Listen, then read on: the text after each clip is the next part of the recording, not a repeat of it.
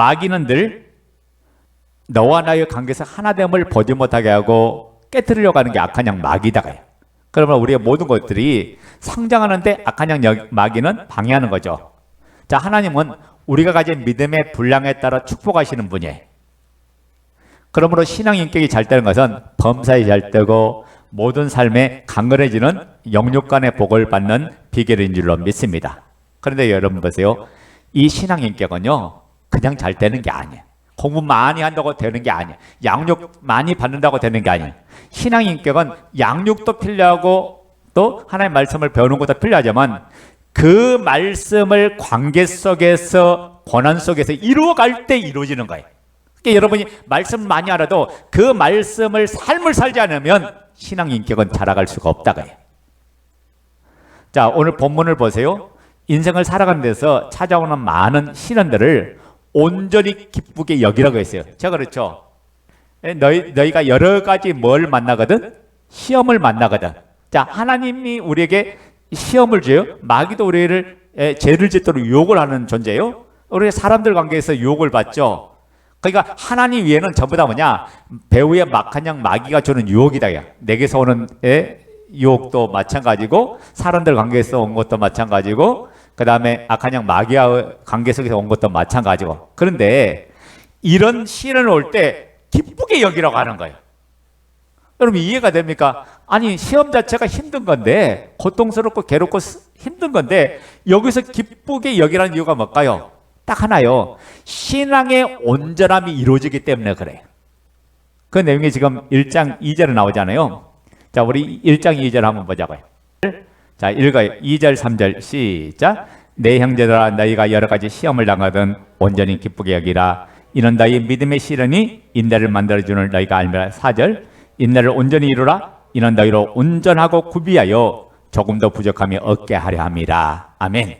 자, 시험을 만난 우리가 하나님 앞에 인정되는 인격자로 태어나기 때문에 그래요. 그래서 그 시험을 승리하고 이기면 하나님의 사람으로 일어나요. 그러니까 여러분이 시험을 잘 치르면 반드시 뭐가 따르요? 복이 따르죠. 예? 입학 시험을 잘 치르면 복이 따르죠. 무슨 복이 따르요? 합격이란 복이 따르잖아요. 예? 우리가 시험을 하나님이 줄 때는 우리가 복으로 주는 건데 마귀가 주는 시험이든 어떤 시험이든 우리가 이기면 그 시험의 틀에서 빠져나와서 믿음의 상장이 나고 신앙이 한 단계 업그레이드되는 놀란 역사가 일어난다고 해요. 야고보에서 가장 많이 나오는 단어가 온전이란 단어예요. 이 온전이란 말은 성숙됐다, 장성됐다는 뜻이거든요. 그러니까 우리 시험이 우리가 이런 과정을 만났을 때 이 사람은 성장의 역사가 일어나. 이 사람은 더 성숙해지는 역사가, 이 사람은 더욱더 그 시험 안에서 더 누려지는 역사가 일어나더라는 거예요. 여러분 과일도 잘 익은 모습을 보면 얼마나 보기가 좋아야 먹기도 좋죠. 예. 근데 맛도 좋고 향기도 좋아요. 보기도 좋고 맛도 좋고 향기도 좋아요. 우리 신앙이 읽어가면 읽어갈수록 맛도 좋고 향기도 나고 먹음직스럽고 그래서 성숙은 뭐냐? 신앙의 보배다가 해요. 여러분 자녀들이 잘 커서 성숙된 인격을 가지고 점점 자라가면 그게 부모의 기쁨이 될 거예요. 마찬가지예요. 그 자녀가 행복한 삶을 살아간다면 그렇게 성숙된 행복을 살아가면 부모에게 더 이상 바랄 건 뭐가 있겠어요? 아멘 됩니까? 식물이나 사람이나 열매 맺는 모습은 참 아름답다가요. 그런데 이렇게 성숙되어져 가는데 열매 맺는 데는 반드시 오늘 심었는데 내일 나옵니까? 뭐가 필요해요? 시간이란 그 시간들이 필요하다가요. 익어가고 성숙되어 가는 데는 때로는 비바람을 견뎌야 돼요. 때로는 태풍을 견뎌야 돼요. 때로는 햇빛을 견뎌야 돼요. 때로는 이 인내하는 시간, 이 고난의 시간이 필요하다가요. 그러니까 그 결실을 얻기까지는 모든 걸 견디고 이겨나가야 된다. 우리가 아이가 성장할 때는 그냥 성장하는 게 아니라 성장하는 과정들 속에서 많은 시간이 흘러야 돼. 그러니까 신앙생활도 마찬가지야. 작년 똑같고 올해 똑같고 내년 똑같고 모레 똑같다면 이 사람은 영적으로 복받은 사람이 아니야. 우리는 날마다 자라갈 때마다 인격이 자라가고 신앙이 자라가고 더욱더 열매 맺는 삶이 더욱더 넘쳐나는 사람이 돼야 돼요. 어제도 똑같고 그제도 똑같고 작년도 똑같고 재작년도 똑같고 맨날 똑같은 그 사람은요 축복이 아니에요. 아멘 됩니까? 그러니까 모든 것들이 하나님 주신 은혜 속에서 여러분이 잘 성장되고 여러분이 잘 자라는 역사가 일어나야 된다. 근데 우리가 믿음이 성숙되지 못한 이유가 몇 가지 있어요. 그것은 뭐냐면 야고보서 1장 19절부터 20절 한번 보도록 하겠습니다. 우리의 믿음이 온전히 성숙되지 못한 이유 제가 5가지를 좀 설명하려고요. 첫째는 뭐냐? 야고보서 1장 19절 20절. 자, 읽어요. 시작. 내 사랑하는 형제들아, 너희가 알지니 사람마다 듣기는 속히 하고 말하기는 더디하며 성내기도 더디하라. 사람이 성내는 것이 하나님의 의를 이루지 못함이라. 자, 오늘 우리가 온전한 신앙 성숙을 이루지 못한 이유가, 우리 믿음이 온전한 성숙을 이루지 못한 이유가 뭐냐? 첫째는 뭐냐? 성급하기 때문에 급해요. 여러분, 성급은요, 본질의 내용을 직시해서 잘 관찰해서 분별하는 능력이 아니라 보여지는 것에 반응하는 모습을 이야기하는 거다. 그러니까 우리가 어떤 사건을 만나면 성질부터 내는 게 아니라 왜 이런 일이 내 삶에 닥쳤는가를 봐야 돼. 사람과 관계도 마찬가지고 내 생활에 터진 일이나 모든 사건을 통해서 이런 일 속에서 내가 조급하고 성급하면 될 일도 안 된다고요. 그러니까 어떤 사건이 펼쳐지거들랑 항상 해야 될 일이 뭐다고요? 첫 번째가 뭐냐? 하나님 앞에 가지고 나가라. 내가 바로 즉시 분별이 되면 얼마나 좋을까요? 근데 그게 안 되면 하나님 앞에 가지고 나서 하나님 앞에 기도. 왜 내 인생에 이런 일이 찾아왔습니까? 제가 기도합니다. 주님 가르쳐 달라고. 혹시 회개할 일이라면 회개해서 죄를 깨닫게 해주시고, 그리고 이 부분에서 마귀의 역사라면 제가 강하고 담담으로 물리치는 능력을 달라 그러고, 그리고 하나님의 지혜로 사랑과 관계에서 이런 문제가 터졌다면 하나님의 지혜로 이 모든 부분을 잘 풀어갈 수 있는 능력을 달라고 했어요. 그러니까 여러분 삶 속에 공동체 안에 나를 시험을 자꾸 들게 하는 사람이 있을 수 있어요. 그러면 그 사람이 누구냐? 하나님께서 내 인격을 다듬어가고 내 인격을 만들어가는 천사다고 생각해. 그 사람을 덮고 그 사람을 이겨야 여러분이 영적으로 3단계 성숙된 사람이 된다고 해요. 그 믿음의 진보가 어떻게 나요? 여러분 많이 배웠다고 믿음의 진보가 나옵니까? 양육 많이 해서 말씀 많이 한다고 믿음의 진보가 나옵니까? 그건 뭐냐면 지식이지. 지식을 삶에서 행하는 지혜가 없으면 아무 소용이 없어. 지식을 백날 배워도 뭐 할까요? 그게 삶으로 나타나지 않으면 그건 뭐냐? 머리만 캐지지 이 행동으로 나타나지 않은 거예요. 액트가 돼야 돼. 이 행동이 돼야 돼. 네? 행동하지 않으면 우리 신앙은 죽은 신앙이에요. 움직이는 신앙, 살아있는 신앙은 말씀대로 순종하고 말씀대로 따르는 신앙이 돼야 된다. 자, 두 번째는 뭐냐면 야고보서 그래서 2장 26절에 행함이 없는 믿음은 죽은 믿음이라고 한 거거든. 그러니까 우리 믿음은요, 행함을 통해서 온전해지고 행함을 통해서 성숙해지는 거예요. 근데 행함이 없으면 죽어요. 그래서 여러분이 믿음을 삶으로 나타날 때, 행동할 때 신앙이 자라고 인격이 자라가고, 이 기도를 점점 더해가면 뭐가 임한지 아세요? 이로부터 능력이 임하는 거예요. 전도를 하면 할수록 뭘 느끼는지 아세요? 주님의 사랑을 더 깊이 깨닫게 되고 더 깊이 알게 되는 거예요. 이게 뭐냐? 행함이었기 때문에 이론적으로 끝나고 말한 거예요. 여러분이 지식적으로 모든 말씀을 받고 그 말씀대로 삶을 사는 생활이 없기 때문에 말씀에 대한 능력이 일어나지 않았던 거예요. 자, 세 번째는 야고보서 3장 6절부터 8절이죠. 혀를 조심해야 돼요. 행함이 없는 믿음이라고 두 번째 이야기했고, 세 번째는 혀를 조심해라. 야고보서 3장 6절부터 8절. 자, 야고보서 3장 6절부터 8절 읽어요. 시작. 혀는 곧 불이요 불의의 세계라. 혀는 우리 지체 중에서 온몸을 더럽히고 삶의 수레바퀴를 불사르나니 그 사르는 것이 지옥불에서 나느니라.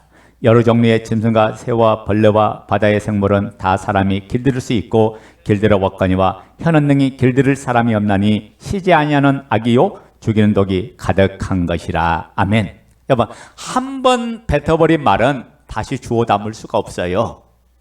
이게 세치도 안 되는 혀. 이게 세치라고 하면 한치 두치 세치, 약 10cm 정도를 이야기하는데 세치도 안 되는 그 혀. 세상 어떤 동물도 쉽게 길들일 수 있지만은 혀는 길들일 수 없다고 이야기하잖아요. 길들일 수 없는 그 혀가 사람들에게 상처를 주고 사람들에게 아픔을 주고 사람들을 고통스럽게 만나게 해요. 사람이 뺨 한 대 맞는다고 자살하는 사람 없어요. 진짜 자살하는 경우는 뭐냐면 그 말로 인한 그 가슴에 임한 그 상처 때문에 자살하는 경우가 종종 나타나는 거예요. 그러니까 우리가 행동보다 더 중요한 것은 말, 우리 입술에 이 말이 중요하다가 해요. 이게 우리 혀가 잘 길들여져서 하나님의 사랑을 말하고 하나님의 은혜를 말하고 하나님의 기쁨을 말하는. 그래서 여러분이 절대로 감정의 지배 받아서 말하지 말아. 내가 말에 실수가 많을 것 같으면 자기를 한 템포 절제가 돼야 돼. 그래서 성령의 역사는요, 절제하는 역사가 일어난다. 아멘 됩니까?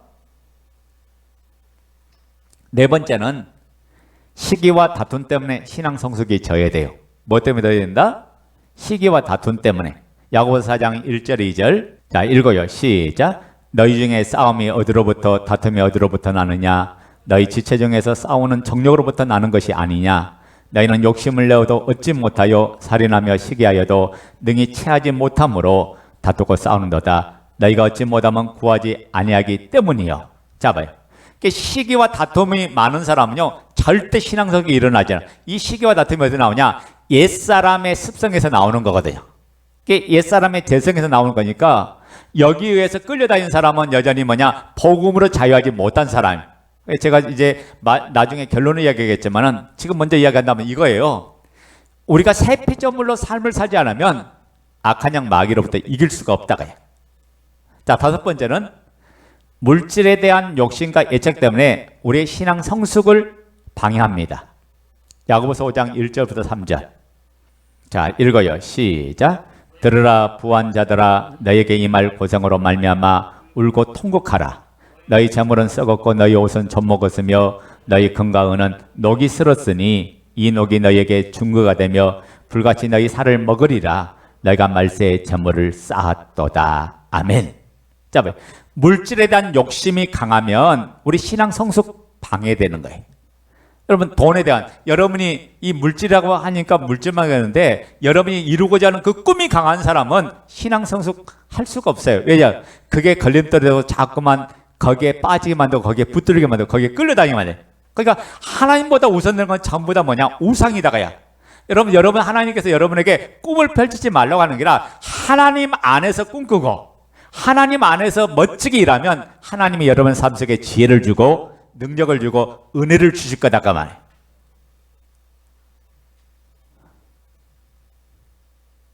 그러니까 우리가 이 시험에서 승리하는 비결을 여러분에게 가르쳐주고 있다가야 그 시험에서 승리할 때 우리가 승리해 나가는 하나님 역사를 경험하는 거죠. 자, 보죠. 야고보 기자가 이 말씀하는 그 당시 시대적인 배경이 주 313년이에요. 로마의 콘스탄트 황제가 기독교를 공인하기까지 초대 그리스도인들은 엄청난 핍박과 박해를 알았어요. 그래서 초대교회 교회사를 보면 로마의 황제 10대 박해, 10대 박해라고 했거든요. 평상시에도 박해가 없었던 게 아니라 박해가 계속해서 있었는데 가장 극심할 때가 10대 박해 때가 가장 극심할 때다가요. 이 박해 속에서 그리스도인들이 도저히 살 수 없어서 당시 어디 가냐? 지하 동굴을 파서 지하 무덤 속에 들어갔죠. 그걸 지금 카타콤이라고 하잖아요. 250년 동안 그들은 숨어서 살았어요. 오직 믿음 생활을 할 수 없는 그런 시대로 전락하니까 250년 동안 지하에 숨어서 살았어. 그러니까 얼마나 고통스러운 삶을 살았을까요? 그런데도 불구하고 그들은 신앙을 버리지 않고 끝까지 믿음을 지켜고 사모하는 삶을 살았어요. 제가 그랬죠. 북한의 포로 수용소에 예수 믿는 사람들이 몇 명이 갇혀있다고 지금? 6만 명이 갇혀있어요. 포로 수용소에. 그들이 계속해서 핍박과 박해서 계속 죽어가는 거예요. 지금 현재. 그러니까 우리가 그들은 신앙 때문에 죽어가는 거예요. 딱 하나예요. 예수 믿는 거 포기하면 끝나는 거예요. 그 밖에서. 그런데 그들은 믿음 때문에 절대 포기하지 않죠. 영원한 나라 천국 때문에 그걸 포기하지 않고 그들은 끝까지 믿음을 지키면서 거기서 죽어가는 거예요. 여러분, 그런 사람이 바로 순교자다고요. 아멘 됩니까? 그러니까 우리가 인간적으로 보면 여러 가지 시험, 그게 시험이 한 가지만 있는 게 아니라 여러 가지 인생을 살다 보면 여러 가지 시험이 있는데 이 시험을 만날 때 온전히 기쁘게 여기라고 하는 거예요. 왜냐하면 그 시험이 하나님 편에서 순복하면 믿음의 분량에 이르도록 자라는 역사가 일어나고, 그리스도의 장성한 믿음의 분량까지 자라가는 역사가 일어나고, 그 다음에 성숙된 믿음의 역사가 일어날 것이기 때문에 그런 일들을 지금 이야기하는 거죠. 그래서 여러분 시험과 고난이 내게 단련하기 위한 또 내게 복을 주시기 위한 시험이라면 여러분 기뻐하고 즐거워해야 돼. 아멘? 근데 여러분 죄 때문에 오는 시험이라면 이건 기뻐하고 즐거울 게 아니야. 죄로 인한 시험이라면 빨리 회개하고 이 모든 부분에서 자유화를 얻어야 돼요. 회개하면 하나님께서 바로 그 시험에서 자유하게 해줘요. 우리가 죄는 용서받아도 죄의 보응은 따르는 걸 여러분 아셔야 돼. 왜냐하면 다윗이 우리아의 아내를 범함을 통해서 남의 아내를 뺏었죠. 그리고 그걸 통해서 다윗은 4배의 보응을 받았어요. 그게 자기 사랑하는 아들들이 대항해서요 왕의 자리에서 도망치고 엄청난 많은 시련이 다윗의 삶 속에 펼쳐졌어요. 죄는 용서받았는데 그러니까 죄 가운데 지은 다윗이 그 시편이 뭐냐면 시편 50편이에요. 그러면서 그 자기가 통회하고 자벽하면서 지는 고백 있잖아요. 주의 우슬초로 나를 정하게 해달라고. 우슬초가 얼마나 쓴 거예요. 근데 그걸로 자기를 정하게 해달라고 했던 게 바로 다윗이었던 거예요. 이게 아마 시험을 보지 않은 사람은 인생에 아무도 없을 거예요. 여기 다 시험 봤을 거예요. 어떤 사람은 학교에 가면 시험 보죠. 입학 시험이 있죠. 자격 시험이 있죠. 면허 시험이 있고 또 공시도 있고 사법고시도 있고 또 행정고시도 있고 수많은 시험들이 인생에 펼쳐지는데 여러분 이 시험이 귀찮다고 피해가면 어떻게 돼요? 그 사람은 사회에 아무런 쓸모는 나고자가 될 수밖에 없어요. 시험은 누구든지 찾아오는데 이 시험을 이길 수 있는 능력을 가지면 된다고 해요. 아멘? 그 시험을 뛰어넘을 수 있는 능력을 가지면 돼요.